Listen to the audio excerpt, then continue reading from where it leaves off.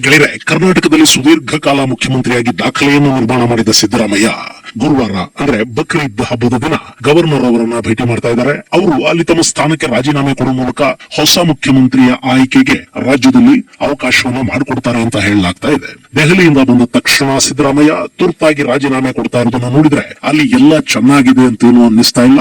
ಮತ್ತು ಈ ರಾಜೀನಾಮೆ ಹಾಗೂ ಹೊಸ ಮುಖ್ಯಮಂತ್ರಿಯ ಆಯ್ಕೆ ಅನ್ನೋದು ಕಾಂಗ್ರೆಸ್ ಹೈಕಮಾಂಡ್ಗೆ ಮತ್ತು ರಾಜ್ಯ ಕಾಂಗ್ರೆಸ್ ಪಕ್ಷಕ್ಕೆ ಕೂಡ ಕಬ್ಬಿಣದ ಕಡಲೆಯಾಗುವ ಲಕ್ಷಣಗಳು ಕಾಣ್ತಾ ಇವೆ. ಹಾಗಾದ್ರೆ ಸಿದ್ದರಾಮಯ್ಯ ಅವರು ರಾಜೀನಾಮೆ ಕೊಟ್ರೆ ತಕ್ಷಣ ಹೈಕಮಾಂಡ್ಗೆ ಮತ್ತು ಪಕ್ಷಕ್ಕೆ ಉಂಟಾಗಲಿರುವ ಸಮಸ್ಯೆಗಳೇನು? ಸಿದ್ದರಾಮಯ್ಯ ಏಕಾಏಕಿ ಇಷ್ಟೊಂದು ಅರ್ಜೆಂಟ್ ಆಗಿ ಯಾಕೆ ರಾಜೀನಾಮೆ ಕೊಡ್ತಾ ಇದ್ದಾರೆ ಮತ್ತು ರಾಜ್ಯಸಭಾ ಚುನಾವಣೆಗಳ ಮೇಲೆ ಇದರ ಪರಿಣಾಮ ಏನಾಗಬಹುದು? ಬನ್ನಿ ನೋಡೋಣ. ಗೆಳೆಯರೆ, ಕಳೆದ ಹಲವಾರು ತಿಂಗಳುಗಳಿಂದ ನಡೀತಿದ್ದ ರಾಜ್ಯ ಕಾಂಗ್ರೆಸ್ ತಿಕ್ಕಾಟ ಈಗ ಕ್ಲೈಮ್ಯಾಕ್ಸ್ ಪ್ರವೇಶ ಮಾಡಿದೆ. ಮೊನ್ನೆ ದೆಹಲಿಗೆ ತಮ್ಮ ಸಮಸ್ತ ಬೆಂಬಲಿಗರ ಜೊತೆ ಹೋಗಿ ಒಂದು ಸುತ್ತು ಶಕ್ತಿ ಪ್ರದರ್ಶನ ಮಾಡಿ ಬ್ರೇಕ್ಫಾಸ್ಟ್ ಫೋಟೋಗಳನ್ನು ರಿಲೀಸ್ ಮಾಡಿದ ನಂತರ ಕೂಡ ಸಿದ್ದರಾಮಯ್ಯ ಅವರಿಗೆ ಅಧಿಕಾರದಲ್ಲಿ ಮುಂದುವರಿಯುವುದಕ್ಕೆ ಗ್ರೀನ್ ಸಿಗ್ನಲ್ ಸಿಕ್ಕಿಲ್ಲ. ಅಲ್ಲಿ ರಾಹುಲ್ ಗಾಂಧಿ ಅವರ ಆಯ್ಕೆ ಸಿದ್ದರಾಮಯ್ಯ ಅವರೇ ಆದರೂ ಕೂಡ ಪ್ರಿಯಾಂಕಾ ಹಾಗೂ ಸೋನಿಯಾ ಮೇಡಮ್ ಆಯ್ಕೆ ಅಂತಿಮವಾಗಿ ಅಲ್ಲಿ ಗೆದ್ದಂತೆ ಕಾಣ್ತಾ ಇದೆ. ನನಗೆ ಬಾರಿ ಮುಖ್ಯಮಂತ್ರಿ ಪದವಿ ಸಿಗಲಿಲ್ಲ ಅಂದ್ರೆ ಕೆಪಿಸಿಸಿ ಅಧ್ಯಕ್ಷ ಪದವಿಯೂ ಬೇಡ, ಡಿಸಿಎಂ ಹುದ್ದೆನೂ ಬೇಡ, ಎಲ್ಲ ಬಿಟ್ಟು ಸಾಮಾನ್ಯ ಕಾರ್ಯಕರ್ತನ ತರ ಇದ್ದು ಬಿಡ್ತೀನಿ. ಪಕ್ಷವನ್ನ ಗೆಲ್ಲಿಸ್ಕೊಂಡು ಬಂದಿದ್ದು ನಾನು. ದೇಶದ ಎಲ್ಲೇ ಕಾಂಗ್ರೆಸ್ಗೆ ಸಮಸ್ಯೆ ಆದ್ರೂ ಟ್ರಬಲ್ ಶೂಟರ್ ತರ ಬರೋದು ನಾನು. ಜೈಲಿಗೆ ಹೋಗಿ ಬಂದಿದ್ದು ನಾನು. ಈಗಲೂ ನಾನು ಅಧಿಕಾರವನ್ನೇನು ಕೇಳ್ತಾ ಇಲ್ಲ, ಆದ್ರೆ ಕರ್ನಾಟಕದಲ್ಲಿ ಸರ್ಕಾರ ರಚನೆ ಆಗುವಾಗ ನೀವೇ ಕೊಟ್ಟ ಮಾತನ್ನು ಉಳಿಸ್ಕೊಳ್ಳಿ ಅಂತ ಮಾತ್ರ ಕೇಳ್ತಾ ಇದ್ದೀನಿ.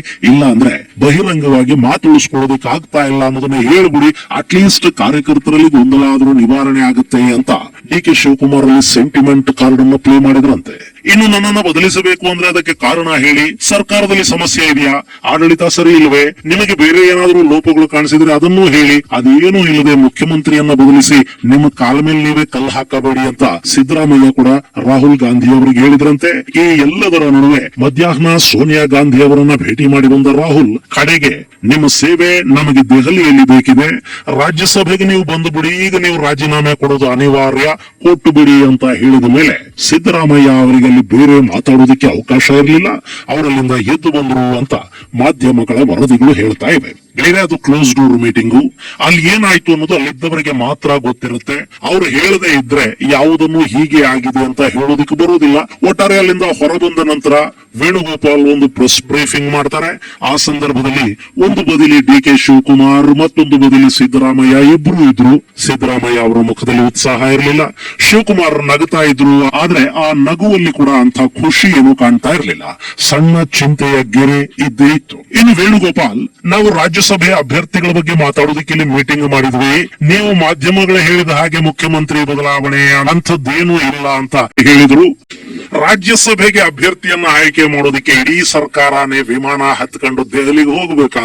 ಅವರು ಜನರನ್ನು ಏನ್ ಅಂದ್ಕೊಂಡಿದಾರೋ ಗೊತ್ತಿಲ್ಲ. ಆದ್ರೆ ಇದೆಲ್ಲ ಆದ ನಂತರ ಸಿದ್ದರಾಮಯ್ಯ ವಾಪಸ್ ಬೆಂಗಳೂರಿಗೆ ಬಂದಿದ್ದಾರೆ. ಬೆಂಗಳೂರಲ್ಲಿ ತಮ್ಮ ಆಪ್ತರ ಜೊತೆ ಬ್ರೇಕ್ಫಾಸ್ಟ್ ಮೀಟಿಂಗ್ ಮಾಡಿದ್ದಾರೆ. ಗುರುವಾರ ರಾಜ್ಯಪಾಲರ ಭೇಟಿಗೆ ಅಪಾಯಿಂಟ್ಮೆಂಟ್ ಕೂಡ ಪಡ್ಕೊಂಡಿದ್ದಾರೆ. ಬೇರೆ ಸಮಸ್ಯೆ ಶುರುವಾಗುವುದಿಲ್ಲಿಂದಲೇ. ಈಗ ಗುರುವಾರ ರಾಜ್ಯಪಾಲರನ್ನ ಭೇಟಿ ಮಾಡುವ ಸಿದ್ದರಾಮಯ್ಯ ಅವರು ತಮ್ಮ ರಾಜೀನಾಮೆಯನ್ನ ಸಲ್ಲಿಸಿಬಿಡ್ತಾರ? ರಾಜೀನಾಮೆ ಕೊಟ್ಟು ಮರುಕ್ಷಣದಿಂದಲೇ ಕಾಂಗ್ರೆಸ್ ಹೈಕಮಾಂಡ್ ನ ಹಾರ್ಟ್ ಬೀಟ್ ಹೆಚ್ಚಾಗ್ತಾ ಹೋಗುತ್ತೆ. ದೆಹಲಿ ಸಭೆಯಲ್ಲಿ ರಾಹುಲ್ ಗಾಂಧಿ ನೀವು ರಾಜೀನಾಮೆ ಕೊಡಿ ಅಂತ ಮಾತ್ರ ಹೇಳಿದ್ದಾರೆ. ಆದ್ರೆ ಈ ತಕ್ಷಣಕ್ಕೆ ರಾಜೀನಾಮೆ ಕೊಟ್ಟು ಬಿಡಿ ಅಂತೇನು ಹೇಳಿಲ್ಲ. ರಾಜ್ಯಸಭೆಗೆ ನೀವು ಬನ್ನಿ ಅಂದ್ರೆ ಅದರ ಅರ್ಥ ರಾಜ್ಯಸಭಾ ಚುನಾವಣೆ ನಂತರ, ಅಂದ್ರೆ ನೀವು ರಾಜ್ಯಸಭೆಗೆ ಆಯ್ಕೆಯಾದ ನಂತರ ರಾಜೀನಾಮೆ ಕೊಡಿ ಅಂತ. ಅದು ಬಿಹಾರ್ ಮಾಡೆಲ್.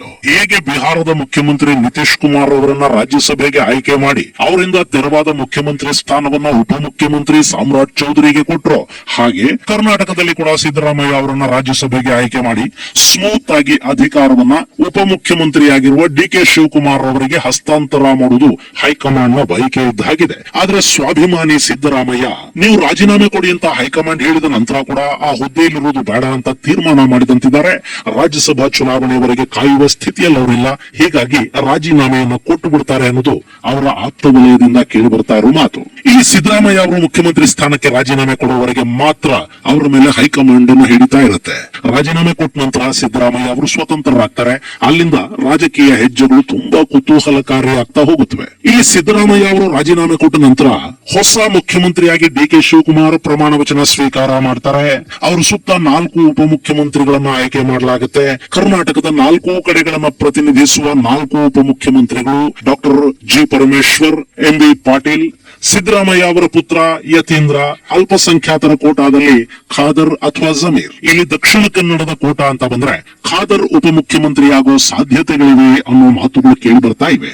ಇಲ್ಲಿ ಪರಮೇಶ್ವರ್, ಎಂ.ಬಿ. ಪಾಟೀಲ್, ಸಿದ್ದರಾಮಯ್ಯ ಅವರ ಪುತ್ರ ಯತೀಂದ್ರ ಅಕಸ್ಮಾತ್ ಮುಖ್ಯಮಂತ್ರಿ ಆದ್ರೆ ಜಮೀರ್, ಇವರೆಲ್ಲ ಕೂಡ ಸಿದ್ದರಾಮಯ್ಯ ಅವರ ಬಣದಲ್ಲಿ ಗುರುತಿಸಿಕೊಂಡವ್ರೆ. ಇನ್ನು ಖಾದರ್ ದೊಡ್ಡದಾಗಿ ಯಾವ ಬಣದಲ್ಲೂ ಗುರುತಿಸಿಕೊಳ್ಳದೇ ಇದ್ರು ಸಿದ್ದರಾಮಯ್ಯ ಅವರ ಜೊತೆ ಆತ್ಮೀಯ ಸಂಬಂಧಗಳನ್ನ ಖಾದರ್ ಕೂಡ ಹೊಂದಿದ್ದಾರೆ. ಹೀಗಾಗಿ ಇಲ್ಲಿ ಡಿ.ಕೆ. ಶಿವಕುಮಾರ್ ಮುಖ್ಯಮಂತ್ರಿಯಾದ ನಂತರ ಕೂಡ ಅವರ ಸುತ್ತ ಸಿದ್ದರಾಮಯ್ಯ ಅವರ ಬಣಾನೇ ಇರುತ್ತೆ. ಹೀಗಾಗಿ ಇದನ್ನ ಡಿ.ಕೆ. ಶಿವಕುಮಾರ್ ಎಷ್ಟರ ಮಟ್ಟಿಗೆ ಒಪ್ಪುತ್ತಾರೆ ಅನ್ನೋದು ಕೂಡ ಇಲ್ಲಿ ಪ್ರಶ್ನೆನೆ. ಸಿದ್ದರಾಮಯ್ಯ ಮುಖ್ಯಮಂತ್ರಿ ಆಗಿದ್ದಾಗ ಡಿ.ಕೆ. ಶಿವಕುಮಾರ್ ಒಬ್ಬರೇ ಉಪಮುಖ್ಯಮಂತ್ರಿ ಆಗಿದ್ರು. ಈಗ ಡಿ.ಕೆ. ಮುಖ್ಯಮಂತ್ರಿ ಆಗುವಾಗ ಸಿದ್ದರಾಮಯ್ಯ ಅವರ ಬಣದ 4 ಮಂದಿಯನ್ನ ಉಪಮುಖ್ಯಮಂತ್ರಿಗಳನ್ನಾಗಿ ಮಾಡಿದ್ರೆ ಡಿ.ಕೆ. ಸ್ವತಂತ್ರವಾಗಿ ಆಡಳಿತವನ್ನು ನಡೆಸೋದಕ್ಕೆ ಸಾಧ್ಯ ಆಗುತ್ತಾ ಅನ್ನೋ ಪ್ರಶ್ನೆ ಕೂಡ ಇಲ್ಲಿ ಉದ್ಭವ ಆಗುತ್ತೆ. ಇನ್ನು ಈ ಉಪಮುಖ್ಯಮಂತ್ರಿ ಅನ್ನೋ ಮಾತಿದೆಯಲ್ಲ, ಇದು ಖಚಿತ ಮಾಹಿತಿ ಅಂತಾಗ್ಲಿ ಅಥವಾ ಈಗಾಗಲೇ ಹೈಕಮಾಂಡ್ ಸಭೆಯಲ್ಲಿ ತೀರ್ಮಾನವಾದ ಮಾಹಿತಿ ಆಗ್ಲಿ ಅಲ್ಲ. ಇಂಥದ್ದೊಂದು ಮಾತು ರಾಜಕೀಯ ವಲಯದಲ್ಲಿ ಕೇಳಿ ಬರ್ತಾ ಇದೆ. ಈ ಕೇಳಿ ಬರುವ ಎಲ್ಲ ಸುದ್ದಿಗಳು ನಿಜಾನೇ ಆಗಿರ್ಬೇಕು ಅಂತಲೂ ಅಲ್ಲ, ಅಥವಾ ಅವು ಸುಳ್ಳು ಅಂತಲೂ ಅಲ್ಲ. ಇಲ್ಲಿ ಇದುವರೆಗೆ ಖಚಿತವಾಗ್ತಾ ಇರೋದು ಮುಖ್ಯಮಂತ್ರಿಗಳಿಗೆ ರಾಜೀನಾಮೆ ಕೊಡೋದಕ್ಕೆ ಸೂಚಿಸಲಾಗಿದೆ ಅನ್ನೋದು ಮಾತ್ರ. ಇನ್ನು ರಾಜೀನಾಮೆ ಕೊಟ್ಟ ಮೇಲೆ ಏನಾಗುತ್ತೆ? ಹೊಸ ಮುಖ್ಯಮಂತ್ರಿ ಆಯ್ಕೆಯ ಪ್ರಕ್ರಿಯೆ ಶುರುವಾಗಬೇಕು. ಹೊಸ ಮುಖ್ಯಮಂತ್ರಿ ಆಯ್ಕೆಯಾದ ನಂತರ ಅಲ್ಲಿ ಹೊಸ ಕ್ಯಾಬಿನೆಟ್ ಕೂಡ ರಚನೆ ಆಗಬೇಕು. ಸರ್ಕಾರದಲ್ಲಿನ ಸಾಕಷ್ಟು ಹಿರಿಯರು ನಾವು ಮಂತ್ರಿಗಳಾಗಬೇಕು ಅನ್ನೋ ಕನಸನ್ನ ಕಾಣ್ತಾ ಇದ್ದಾರೆ. ಸಿದ್ದರಾಮಯ್ಯ ಅವರ ಕ್ಯಾಬಿನೆಟ್ ನಲ್ಲಿನ ಹಿರಿಯ ಸಚಿವರನ್ನ ಕೈ ಬಿಡೋದು ಕೂಡ ಕಷ್ಟ ಆಗುತ್ತೆ. ಯಾರಿಗೆ ಸಚಿವ ಸ್ಥಾನ ತಪ್ಪುತ್ತೆ ಅವರಲ್ಲಿ ಅಸಮಾಧಾನ ಶುರುವಾಗುತ್ತೆ. ಅದು ಮುಂದಿನ ಸರ್ಕಾರದ ಕಾರ್ಯವೈಖರಿಯ ಮೇಲೆ ಪ್ರಭಾವ ಬೀರುತ್ತೆ. ಅದಕ್ಕಿಂತ ಹೆಚ್ಚಾಗಿ ಜೂನ್ 18ರಂದು ನಡೆಯುವ ರಾಜ್ಯಸಭಾ ಚುನಾವಣೆಯ ಮೇಲೆ ಅದರ ಪ್ರಭಾವ ಉಂಟಾಗುವ ಸಾಧ್ಯತೆ ಇರುತ್ತೆ.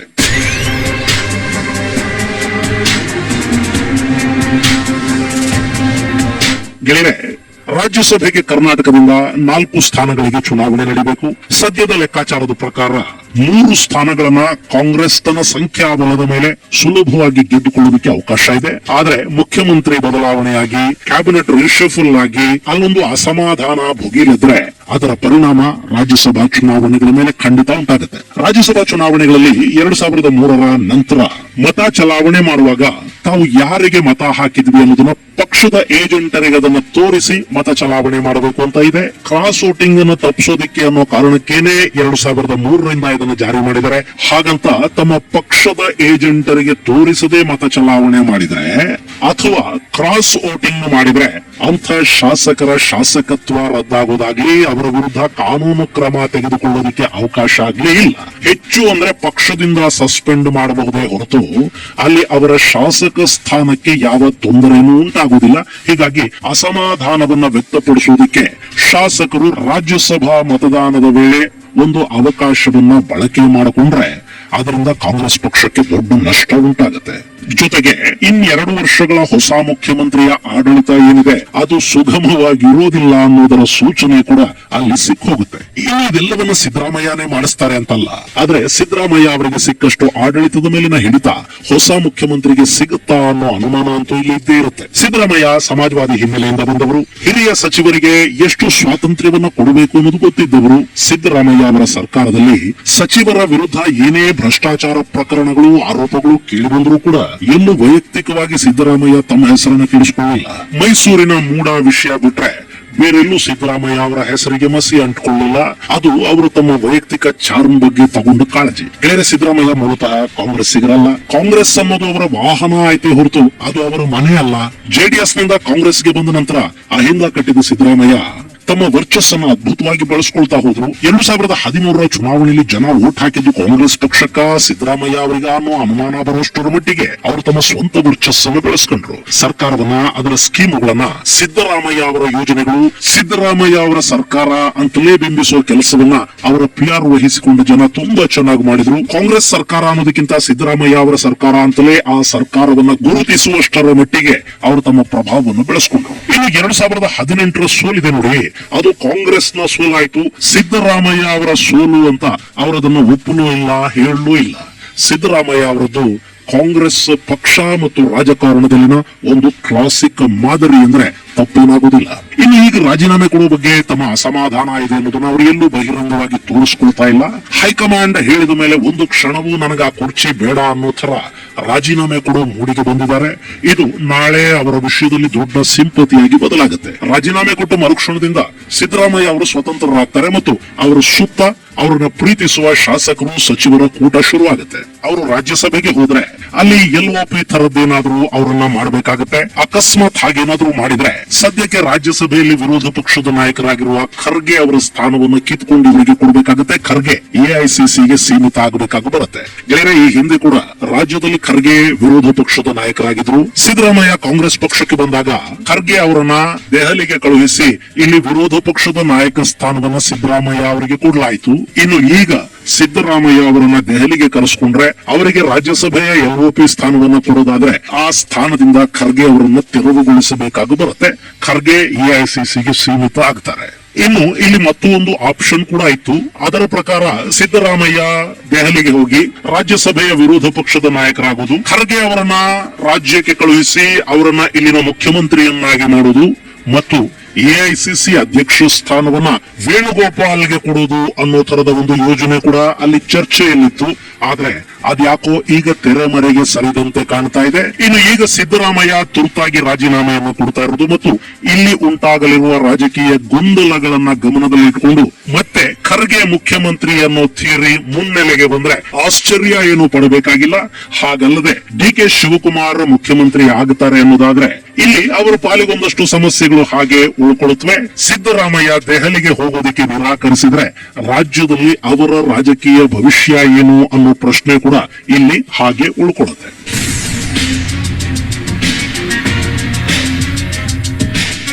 ಇನ್ನು ಹೊಸ ಮುಖ್ಯಮಂತ್ರಿಗೆ ಸಿದ್ದರಾಮಯ್ಯ ಅವರ ಸಚಿವ ಸಂಪುಟದಲ್ಲಿನ ಯಾರನ್ನ ಸಂಪುಟಕ್ಕೆ ಸೇರಿಸ್ಕೋಬೇಕು, ಯಾರನ್ನ ಬಿಡಬೇಕು ಅನ್ನೋದು ಇನ್ನೂ ಒಂದು ಸವಾಲು. ಅದನ್ನು ಹೈಕಮಾಂಡ್ ನಿರ್ಧಾರ ಮಾಡುತ್ತೆ. ಹಾಗೇನಾದ್ರೂ ಆದ್ರೆ ಅಲ್ಲಿ ಸಿದ್ದರಾಮಯ್ಯ ಅವರ ಕೈ ಮೇಲಾಗತ್ತೆ. ಸಿದ್ದರಾಮಯ್ಯ ಬೆಂಬಲಿಗರಿಗೆ ಹೆಚ್ಚು ಅವಕಾಶಗಳು ಸಿಗದೇ ಇದ್ರೆ ಸರ್ಕಾರದ ಪರಿಸ್ಥಿತಿ ಮತ್ತೆ ಡೋಲಾಯಮಾನ ಆಗುತ್ತೆ ಮತ್ತು ಮುಂದಿನ ಚುನಾವಣೆಗಳಲ್ಲಿ ಕಾಂಗ್ರೆಸ್ ಅಹಿಂದ ಮತಗಳನ್ನ ಕಳ್ಕೋಬೇಕಾಗಿ ಬರುತ್ತೆ. ಇನ್ನೇನು 2 ವರ್ಷಗಳ ಅವಧಿಗಾಗಿ ಬದಲಾವಣೆ. ಈ ಸಂದರ್ಭದಲ್ಲಿ ಯಾರೇ ಮುಖ್ಯಮಂತ್ರಿ ಆದರೂ ಜನಪ್ರಿಯ ಯೋಜನೆಗಳನ್ನು ಕೊಡಬೇಕು, ಜೊತೆಗೆ ಮುಂದಿನ ಚುನಾವಣೆಗೆ ಬೇಕಾದ ರಿಸೋರ್ಸಸ್ ಅನ್ನು ಕೂಡ ಸಿದ್ಧಪಡಿಸಿಕೋಬೇಕು. ಇಲ್ಲಿ ಜನಪ್ರಿಯ ಯೋಜನೆಗಳು ಮತ್ತು ಮುಂದಿನ ಎಲೆಕ್ಷನ್ಗೆ ಹಣ ಎರಡೂ ಬೇಕು ಅಂದ ಕೂಡಲೇ ಸರ್ಕಾರದ ಖಜಾನೆಯ ಮೇಲೆ ಒತ್ತಡ ಶುರುವಾಗುತ್ತೆ. ಅದನ್ನ ನಿಭಾಯಿಸುವ ಶಕ್ತಿ ಕೂಡ ಹೊಸ ಮುಖ್ಯಮಂತ್ರಿಗೆ ಇರಬೇಕಾಗತ್ತೆ. ಇವೆಲ್ಲ ಮುಂದಿನ ದಿನಗಳಲ್ಲಿ ಕರ್ನಾಟಕದಲ್ಲಿ ಸಾಕಷ್ಟು ಚಾಲೆಂಜ್ಗಳಿಗೆ ಕಾರಣ ಅಂತೂ ಆಗತ್ವೆ. ಇನ್ನು ಇದೇ ಫೈನಲ್ ಅಂತ ಕೂಡ ಏನಲ್ಲ, ಸುರ್ಜೇವಾಲಾ ಕರ್ನಾಟಕಕ್ಕೆ ಬಂದಿದ್ದಾರೆ. ಅವರು ಮುಖ್ಯಮಂತ್ರಿ ಸಿದ್ದರಾಮಯ್ಯ ಅವರ ಮನವೊಲಿಸಿ 18ನೇ ತಾರೀಕು ಮುಗಿಯುವವರೆಗೆ ಅಂದ್ರೆ